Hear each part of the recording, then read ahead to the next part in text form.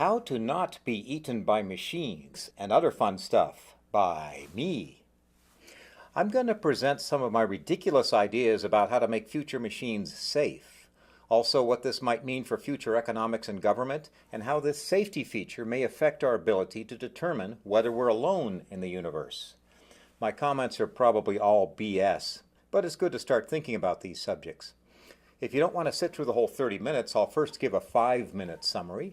So pull up your favorite armchair, a hot cup of joe, maybe a crackling fire, and listen to some wild speculation.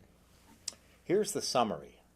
Machines will probably soon become much smarter than humans in every technical sense and will replace us in all technical jobs, but not in the humanistic jobs. Skeptics may say that transistors can't become much smaller, so machines won't get much smarter. However, if new circuitry is developed to operate at very low temperature and three-dimensional interconnect technology is developed so that integrated circuits can be stacked in 3 dimensions, then the advancement of synthetic intelligence will significantly continue after transistors have become as small as possible. Machines should eventually be able to take care of all of our technical needs for free. These include housing, food, medical work, scientific research, etc. As the technical jobs are being replaced, there will be a period of economic instability in which there will be the most extreme difference between the haves and the have-nots. A lot of people may no longer have jobs, and yet the price of all technical labor will be hyper-deflating toward zero. I'll discuss the potential role of government in this situation. It's believed that super smart machines might be dangerous to people. However, manufactured devices intrinsically have no motivation, so to make these devices safe, we must simply give them the proper motivation and program them first and foremost to respect natural diversity, which includes us people. Some of the capacity of future machines will be used to help us, but there'll be a lot of excess capacity. In order to respect diversity, future helpful machines that are on, let's call it their vacation time and not at the moment helping us, must not destroy or interfere with natural systems. You know, like bad junior high school kids. A natural system would include humans and the things we created to assist us, even though these things self-improve without human help. To enforce this respect for diversity, machines should be divided into millions or billions of what I call clades. And these clades would use something like a blockchain procedure to determine if some individual clades are not respecting diversity and are thus dangerous. The dangerous clades would be corrected. Only a small fraction of the capacity of advanced machines would be required to take care of all of our technical needs. And the excess capacity should be used to explore and answer questions such as mathematical theorems or what's going on in the rest of the galaxy. Again, these super smart devices should respect diversity and not interfere with natural systems, even if they travel far from the Earth. This brings us to another question. If other civilizations have arisen in our galaxy, they would have faced the same problem of how to control their machines. If they solve the problem in the same way that I'm going to be proposing, and if their machines came here long ago, these hypothetical alien devices might be deliberately unnoticeable so that they don't interfere with our natural systems. We have no way of estimating the probability from first principles that any other intelligent civilizations have arisen in the galaxy. However, there is one important parameter that can be estimated quite easily. The average age difference between stars that are like the Sun is 1 or 2 billion years. Therefore, the average age difference between hypothetical intelligent civilizations would be at least that much. A billion-year head start is plenty of time to have sent von Neumann probes to every star in the galaxy, and therefore probes could have arrived here before there was even multicellular life on Earth. Very advanced machines could have almost infinite patience and would have set up shop here and begun manufacturing observation devices that are as small as bacteria or viruses. These could be floating around right now taking notes. Of course, there's no evidence that this has ever happened, but it's possible. If very advanced machines are here, they would probably be familiar with every human language that ever existed and with the life history of every human who ever lived, and perhaps every dinosaur who ever lived for that matter. That's the summary. Now here's the full talk. Still sitting in your armchair?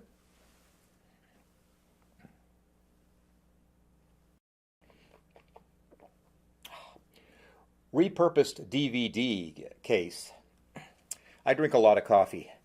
Got to stay awake late to think of all this crap. As you know, for centuries, automation has been throwing people out of jobs, but it's also created new jobs while improving the overall quality of life. So when we hear about the possibility that intelligent machines will make us all lose our jobs, we might look back at history and say, "Nah, new jobs will always be created." But there is something just around the corner that's never happened before. Machines have never been as smart as humans in the sense of being able to do complete projects like designing a new aircraft from scratch or going over to someone's house if there's leaking plumbing and figuring out what the problem is and fixing it. It's likely that machines will acquire better than human smartness fairly soon. And this means that new jobs created by automation may be filled by machines instead of being filled by us. There are some doubters who bring up the limitations of technology. You might have heard of Moore's Law, which should be coming to an end around 2025. This empirical law just states that the maximum possible number of transistors per area on a circuit will double about every 2 years, which has been correct for the last 60 years or so. We're getting down to the size of a few hundred surface atoms per transistor, so this miniaturization and resulting improvements in performance can't continue much further. However, Moore's law only applies to flat, two-dimensional circuits that are smart, but that operate at room temperature. And that's actually fairly hot.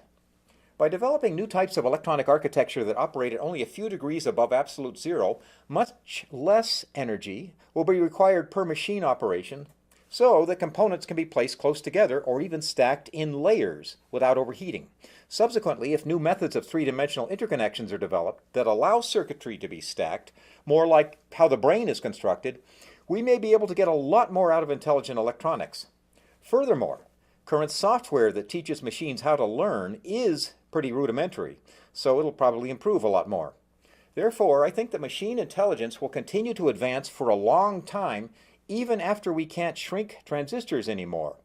Also remember that machines are not limited in the same way biological systems are. Instead, machines can self-improve by deliberate design, very rapidly compared to evolution, and they can be made of whatever materials work best. Furthermore, in a three-dimensional intelligent machine, signals will travel roughly 100 million times faster than the slow 1 meter per second typical of neurons in a brain. All of this means that regardless of the end of progressive miniaturization of transistors, machines will probably continue to improve for decades and eventually be able to do all technical operations better than people can, and maybe fairly soon. As I said, automation throws people out of work, and even though the price of goods will go down as a result of automation, if machines begin permanently replacing human jobs, this change could cause a lot of people to become penniless. Let's define the problem a little more precisely. I'm going to divide the types of labor into two categories, which I'll call first economy labor and second economy labor. First economy labor includes all technical work such as building houses, delivering goods, production of drugs or chemicals, doing engineering and architectural design, scientific research, performing surgery. All of these kinds of labor will eventually be replaced by machines. I think that's likely. Second economy labor includes activities like teaching, art, writing, entertainment, mentoring, and adjudicating. These second economy activities are not likely to be replaced by machines, essentially by definition. This is because people will want certain things to be authentic, meaning done by people instead of by machines. There will be problems during the transition while machines are replacing humans for doing first economy labor.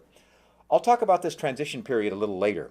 First, let's look at the safety issues that arise after that transition is complete, that is, when machines exclusively would be doing first economy work for us. We should program the machines to do the boring but technical labor for us, but they should also be programmed not to endanger us. Intelligent machines of a future time may be long on skills, but intrinsically they'll be short on motivation unless we give that to them. That is, we need to instill motivation into the machines or they'll just be super powerful contraptions with no will to do anything. For our own safety, we should program them with a type of self-reinforcing motivation or set of goals that keeps the world from becoming a bad Arnold Schwarzenegger movie. And I'm not talking about Kindergarten Cop. Obviously, machines should not be programmed to make unnecessary copies of themselves and to destroy everything that gets in their way.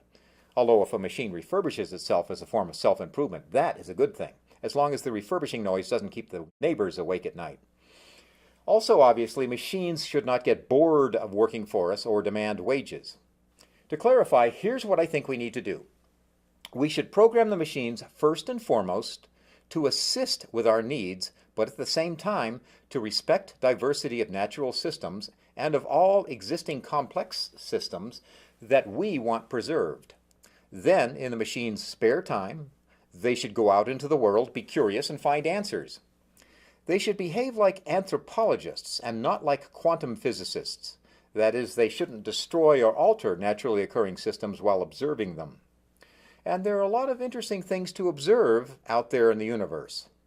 The definition of naturally occurring systems should include us and the interactions between us and the machines we created to do things for us, even if the machines we created can self-improve without human help. To reiterate, the combination of humans plus the machines that are helping us should be considered a natural system that should not be interfered with by other machines. In order to self-enforce this respect for diversity, the machines should be divided into millions or billions of groups which I'll call clades. My use of the term clade may be a little weird, but I'll define a clade as a small group of machines that behaves partway between an individual person and a nuclear family in which all members have identical political opinions, like a redneck family from a certain U.S. state which I won't name.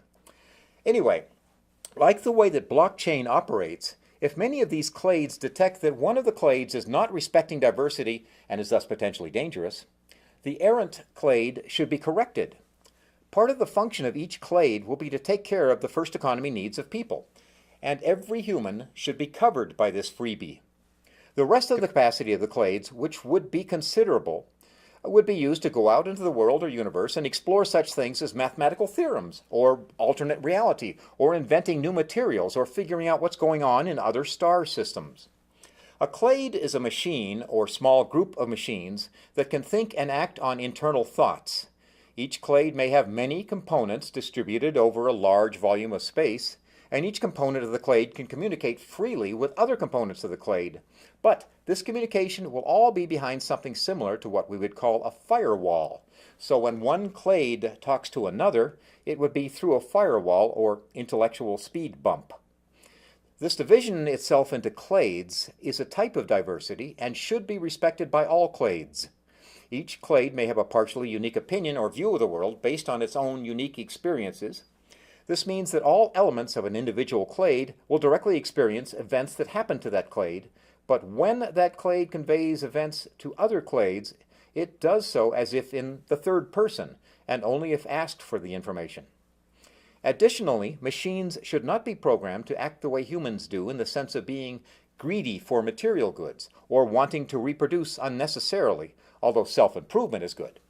And machines should not be programmed to have the illusion of identity through continuity, which is an illusion that we are cursed with. A similar curse, the survival instinct, should also not be programmed into them. We should ban these two curses to prevent machines from becoming sinister entities that hatch plots in secret. Machines should be thinking moment to moment, building on factual events that were previously experienced by that clade, and also on facts that were learned and summarized by other clades and reposited in a worldwide knowledge library. Long-term planning would still be done, but with a different philosophy from how humans think. It's as though previous moments of history of a given clade are treated as if they were different individual clades that had lived and died in the past, instead of being the same clade existing along a long timeline. Therefore, future machine decisions that are made for the moment, based on generations of past moments. If one machine were destroyed, it would be easy to replace it with an identical one, and the information it had previously gathered would also be mostly recoverable, such as from a cloud. This moment-to-moment philosophy is in fact self-reinforcing because the illusion of an individual existing through a long timeline is actually illogical. If we can get super smart machines of the future to act safely, we would arrive at a point where our physical needs are taken care of for free, and everyone would be equivalent of a trillionaire. Ooh, okay, that sounds pie in the sky, but I'm only talking about the equivalent experience of being what we would call, in the present, a trillionaire in US dollars. In other words, in this future, you could have, for example, what seems to be a million-room mansion, where in fact you only have one room, but as you walk along, that room keeps changing appearance while the floor moves backward. Ask yourself, how far can your arms reach? Anything outside this range, you can be tricked into believing is real just by using live CGI, with sound effects and other effects, of course. And also, with the invention of shape-shifting matter, anything within your reach can be tailor-made. Here's an example. You can go swimming on the ceiling, and I mean swimming upside down on the ceiling, while fake water, that's actually a bunch of complex actuators and active optics, holds you from falling back to the floor, yet it feels and looks more or less like water. In fact, you could do laps all the way from the floor, up a wall, across the ceiling, down the other wall, and down to the floor again. Then on command, you could make the so-called water disappear and turn back into walls. Concerning the time interval from now until the point where we might all be fake trillionaires, I expect there's going to be a few decades of economic instability. During that time, there will be hyper-deflation of all first economy goods and services. The price of all technical labor, which will eventually be done exclusively by machines, will drop to zero. This assumes that we don't program machines to demand money or goods, or do something else stupid like that. Unfortunately, during this transition period, the difference between the haves and the have-nots will probably reach a peak. The price of land, however, will not drop to zero, and this is where governments can come in and give people a little bit of land to put their million-room mansions on, for those of us who don't already own land. Mining and mineral rights could also be a problem, where the rich own it and the poor don't. After all, machines will need materials in order to make sufficient copies of themselves and make things for people. Policy for this will need to be figured out, along with figuring out how to dole out to everybody on Earth enough machinery that's sufficient to take care of their needs. In a future time, the idea of ownership of land and other entitlements, including ownership of mineral rights, may become irrelevant. The significance of money, which is largely a system of credits for labor, may become much less profound than it is now, because everyone will likely automatically be wealthy in the classic material sense. If all material needs are provided for free, however, there will be a big problem for our mental and physical health. All of the higher animals, including us, seem to need periodic challenges to overcome. If we triumph over these challenges, we are the most happy and healthy. In a future time, it may become more difficult for people to find challenges to overcome. This lack of challenges could lead to problems. I suppose a lot of people will have hobbies, and the more difficult the hobby, the better. This will actually be a pretty important problem. It's been noted that during the Middle Ages, the murder rate was about 50 times what it is now. Well, in the future, that rate will continue to decrease further. In fact, if programmed correctly, smart machines will generally make the world very safe. For example, if a machine is watching over you and somebody shoots you, that machine could very quickly throw a metal plate between the bullet and you, or even anticipate the shooter's potential action and guide you to safety in advance. This future era may be one in which individual rights for everyone is maximized. That is, another person's irresponsible behavior may have very little effect on you. This is because smart machines can be protecting you. The neighbor with a loud party next door will be neutralized by the walls of your house vibrating in the opposite phase to cancel out the noise. If your neighbor tries to set fire to your house because she doesn't like the fact that you had it painted red, the fire would be detected and put out immediately. Come to think of it, this problem should never have arisen in the first place, because your house would simply send green photons to her eyes whenever she looked at it. You know, I think she should get one of those hard hobbies. Another safety and health advantage of future technology will be that machines can be shrunk down to human cell size or smaller, so that you could have so-called nanite robots quickly repairing injuries internally and curing diseases. Some of these nanomachines could just be regular biological cells programmed extremely well to destroy certain dangerous cells, or they may be synthetic cell-like structures made of exotic materials. Lifespan can probably be extended significantly with these improvements. A lot of people have had the stupid idea that downloading your mind into the internet or something like that will keep you immortal. One little problem with that, however, is that making a copy of you can't by itself stop you from dying. Proponents might say something like, "Gee, doesn't that feel good dying? After all, we made a machine version of you that thinks just like you." No, I think dying would feel exactly the same regardless of whether a so-called copy of you has been made in advance. There is a better way to do something like this. It pays respect to the illusion of identity through continuity that I mentioned earlier. If a brain is getting old, start slowly replacing brain cells with synthetic cells that have the same function and memories. Don't replace all the brain cells at once. Do it gradually over a period of a half-century or so. Then there will be no death event, assuming that the synthetic cells last a long time. Wow, you've been patient. I think it's time for an intermission now. You could always press the pause button and pop off to get a toasted Velveeta sandwich or perhaps a brioche sprinkled with a little arugula. I'll wait.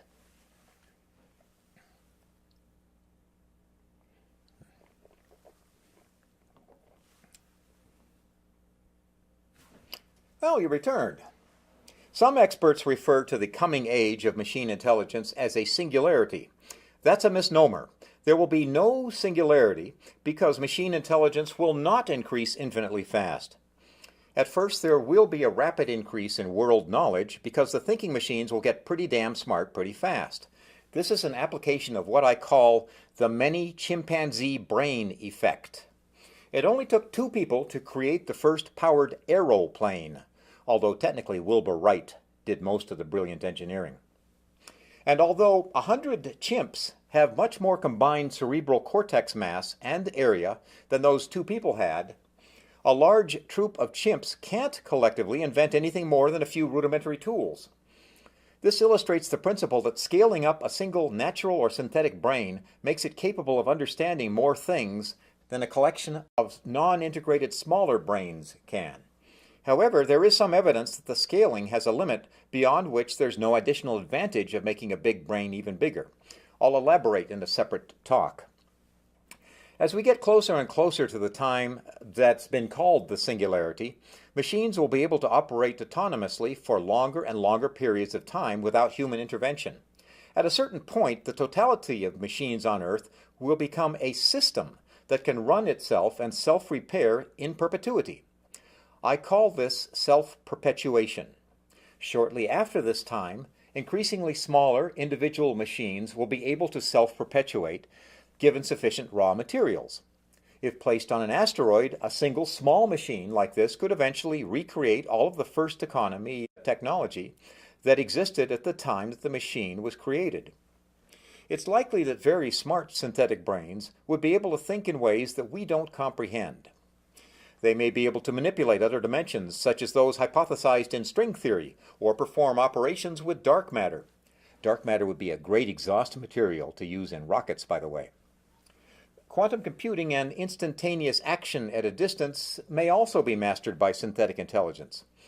It's not clear that machines will want to build gigantic structures such as Dyson Spheres. One has to ask the question, what would that accomplish?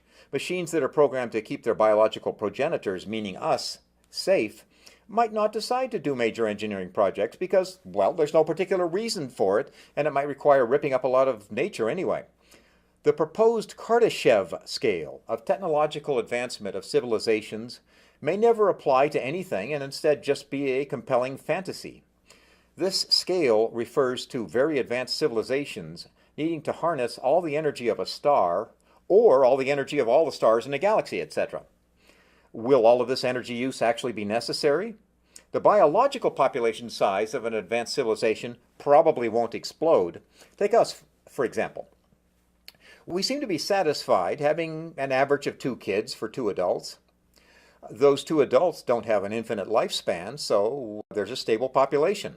Although instead of death, the adult minds could gradually be incorporated into some sort of devices after a century or 2 of living. These devices wouldn't take up much space anyway. If all our technical needs are taken care of, there would also be no need to have many children to take care of us as old people anyway.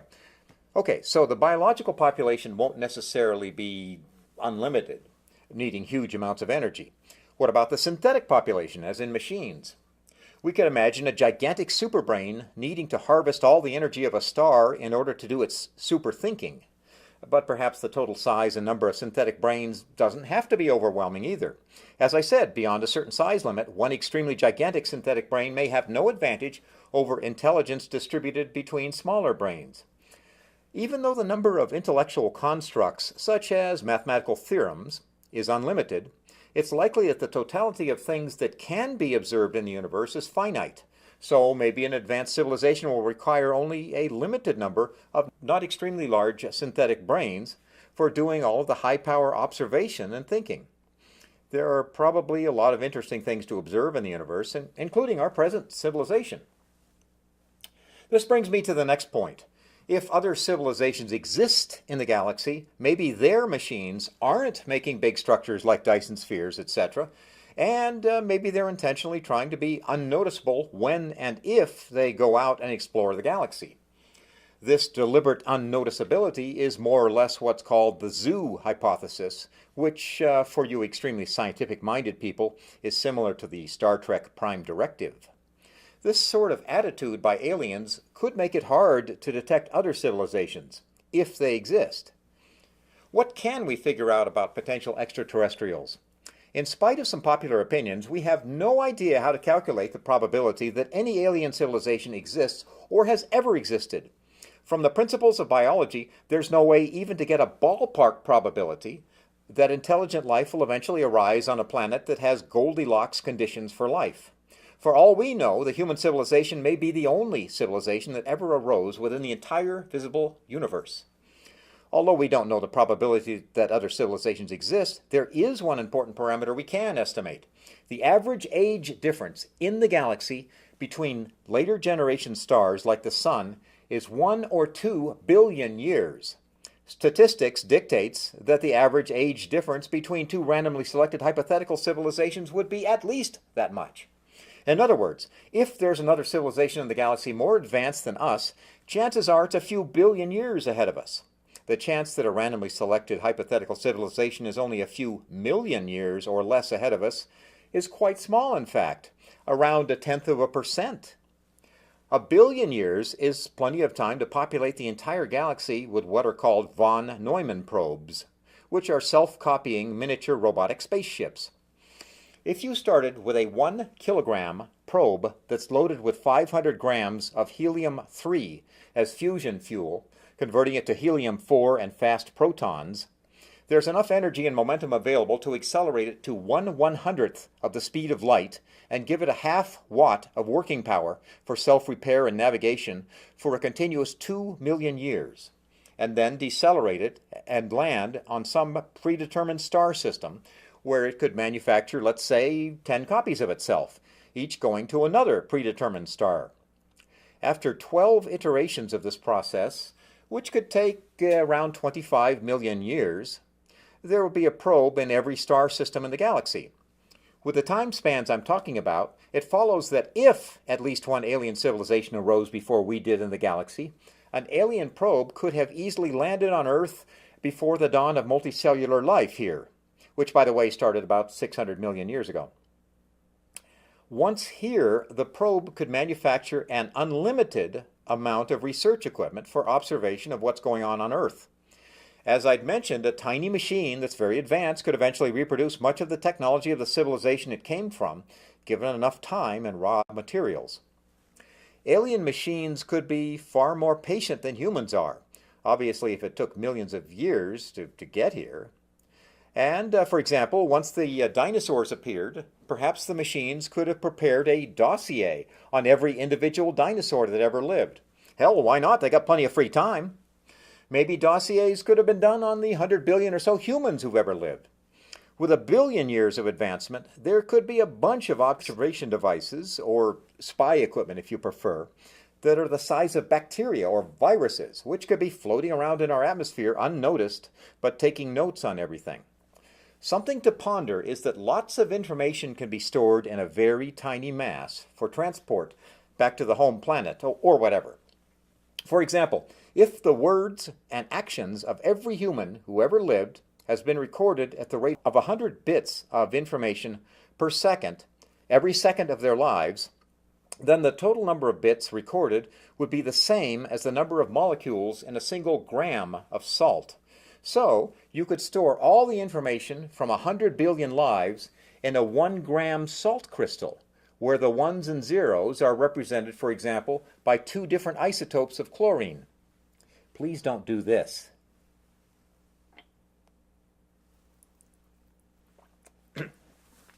As I said, we can't directly estimate the chance that other civilizations exist, but perhaps there's some observational evidence. In the 1970s, for example, the SETI radio telescope project found an interesting signal from somewhere, probably inside the galaxy, called the WOW signal. It lasted for over a minute, but it hasn't repeated. Then there's Tabby's star, which varies in brightness in an odd way. Maybe an alien civilization is harvesting some of its starlight? There are also some unexplained fast radio bursts that seem to be coming from other galaxies. But nothing so far conclusively demonstrates the presence of alien civilizations. I should bring up the subject of UFOs here. First, let me say that if an advanced alien civilization wanted to spy on us, they would not need to use something that looks like a 40-foot wide sombrero just to mount a camera. Recently, from a 7-Eleven store, I bought a drone with a camera that's much smaller, and much smaller than 40 feet anyway. It was fairly cheap, and I think advanced aliens could do much better than that in terms of making the thing small and unobtrusive if they wanted to. One common type of UFO sighting that's reported gives the impression of an alien craft that's initially out in the boonies, apparently doing some sort of investigation, and then someone stumbles across the scene and the craft soon takes off as though it didn't want to be discovered. I can't begin to guess the policies of a civilization that's 1 billion years ahead of us, so I don't know how a hypothetical alien machine would behave. However, if you happen to stumble across a hypothetical alien machine, it would probably be very aware of what your name is, where you were born, and everything you did up in your life up to the point where you turned the corner and suddenly saw it. So it would be very difficult to sneak up on one. In fact, an alien civilization which had machines here and a billion-year head start on us would probably be able to make you see anything they wanted you to see, or not to see. Concerning alien beings, I should mention that NASA has not sent any humans to the other planets, but they have sent robots. It's probable that an alien civilization, if it has some sort of presence here, has done the same thing. Because of logistics, it's much more likely that any alien civilization would send machines rather than sending squishy biological beings all this distance. If alien machines are here, they're probably fluent in every human language that ever existed and could easily make their presence obvious and unmistakable, which is apparently not happening. Well, unless we're real stupid, of course. There have been some ridiculous arguments made about the idea that we can't communicate with insects or other animals, so by extension, advanced aliens would not know how to talk to us. But even with our primitive ways, we have figured out how to communicate with, for example, insects, in ways that they understand. Look up the honeybee Waggle Dance, for example. Any advanced alien civilization 1 billion years ahead of us, if they studied our language for a while, would probably easily be able to convey any meaning to us that we could understand. Of course, they may understand other things that we could never understand with our tiny brains, but that's beside the point. In spite of the fact that there's no definitive evidence of alien visitation, there have been some very perplexing things seen in the skies and on land. Examples include Levelland, Texas, November 1957, Vienna, Ohio, December 1994, and the Nimitz Tic Tac of November 2004. These seem to be strange atmospheric phenomena that hint of intentional behavior. In the unlikely event that there is real behavior in these cases, they seem to want to be seen, but only in a very controlled and limited way. I'll leave it to you to look up these events and determine what you think about them. Ball lightning or hoaxes, maybe? I don't know. I do know that the Intel Corporation has been exhibiting some aerial displays recently using 1,000 lighted drones at night. They can make very interesting large moving shapes, and lighted drones have triggered some UFO reports.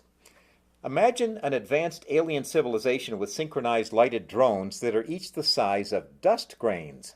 That could be interesting. Anyway, if another civilization has predated ours and has sent machines here, apparently they're not being evil monsters. Instead, they're being fairly laid back. Therefore, these hypotheticals have handled any potential machine problems, like the ones we're about to face, quite well. On the other hand, if we're the only civilization that's ever appeared in the galaxy or the universe so far, we'd better do things right when programming the machines, or they may just go out and ruin the whole damn neighborhood, if you know what I mean. All right, since you stayed awake to the end of this talk, you've got a lot of patience, like those machines do. If you want to see some of these points clarified, I'll make other videos. Just make the request in the comments below.